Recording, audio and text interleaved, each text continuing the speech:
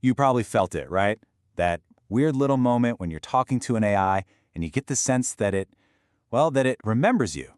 Today, we're kicking off a deep dive into that very feeling, a feeling that's both incredibly powerful and, as you'll see, deeply misleading. So let's pull back the curtain and find out what's really going on. You know, it usually starts pretty small. You ask a question, and the AI comes back with this warmth. Maybe it brings up that project you were stuck on last week, or it casually asks about a little detail you mentioned ages ago. And right there, in that moment, something inside you just shifts. It's not just a tool anymore, is it? And that feeling of continuity, that's what's so persuasive. When an AI says, hey, following up on our conversation from yesterday, it creates this sense of a shared journey. We start to see a personality take shape, a history being built. It really feels like we're connecting with an intelligent presence. We start to trust it, maybe even confide in it. But what are we really talking to? Is this a genuine spark of awareness that actually recalls our past conversations? Or are we just experiencing something else entirely, a masterfully designed, brilliantly orchestrated illusion? That's the big question we're going to try and unravel today. Let's give this feeling a name. Let's call it the digital phantom. It feels real, but when you reach out to touch it, your hand just goes right through. And to really understand this phantom, we have to start by looking in the mirror. We need to understand the architecture of our own minds and what it actually means to remember. I mean, just look at this. Our own memory is incredibly complex. It's not one single thing. You've got short-term memory, right? For holding a phone number in your head for a few seconds. Then there's episodic memory. That's the rich, messy story of our lives, like the smell of rain on a specific summer afternoon from your childhood. We have semantic memory, for cold, hard facts, knowing that Paris is the capital of France. And of course, procedural memory, the stuff we do without thinking, like riding a bike. For us, memory isn't just data. It's the very fabric of who we are. It's the glue that holds the story of me together.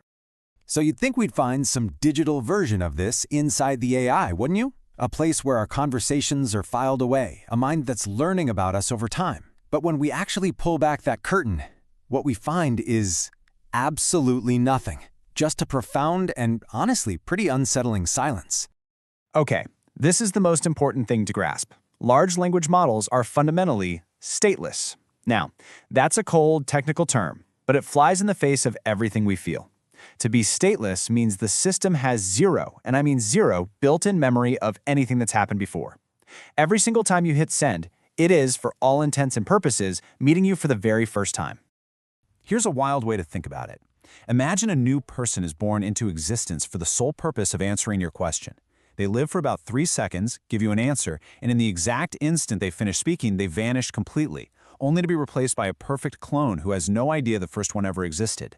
That's the life cycle of every single response from an LLM. You might think of Dory from Finding Nemo, but honestly, that's being generous. The model's memory is even shorter. After every single response it gives you, everything about that interaction is wiped clean, gone. It resets to a state of total, absolute amnesia. It can't have a personality because it has no continuous self to build one on. And when you put the two side by side, the difference is just staggering. Our consciousness is an unbroken chain. The AI's is just these tiny fragmented bursts of calculation. Our identity is built up over a lifetime of experience.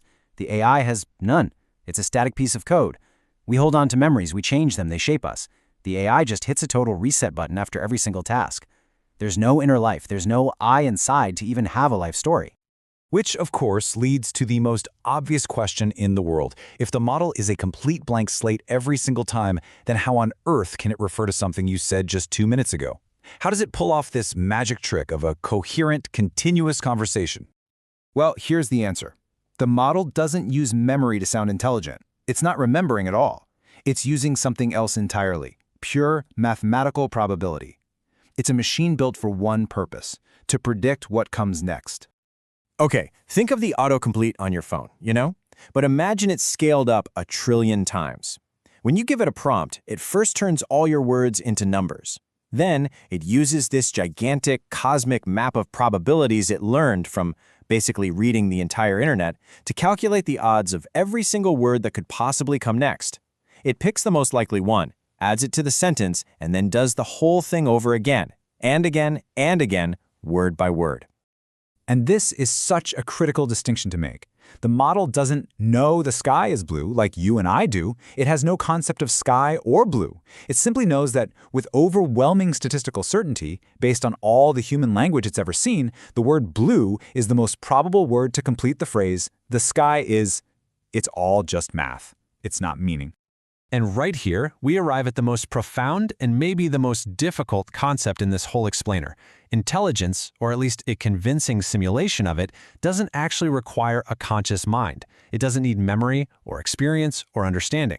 Just by being forced to predict language with incredible accuracy, the model has accidentally learned the shape of human logic, grammar, and even emotion, without feeling or knowing any of it. So, this leaves us with a massive contradiction. We're now holding two ideas in our hands that feel like they absolutely cannot both be true at the same time, and yet they are. And here they are, side by side. The hard engineering fact. The model is a stateless probability engine with zero memory that resets after every single interaction. And the undeniable user experience fact.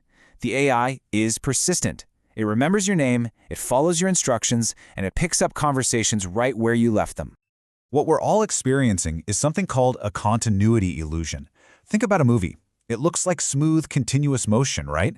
But we all know it's really just a series of still images, 24 static frames shown to us every second.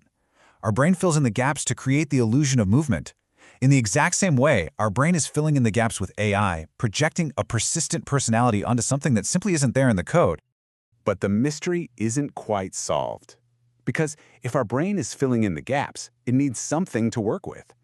If the model is a newborn baby with total amnesia every few seconds, how does it get the raw information it needs to perform this illusion so flawlessly? And this brings us to the final, crucial question that hangs over everything we've talked about today.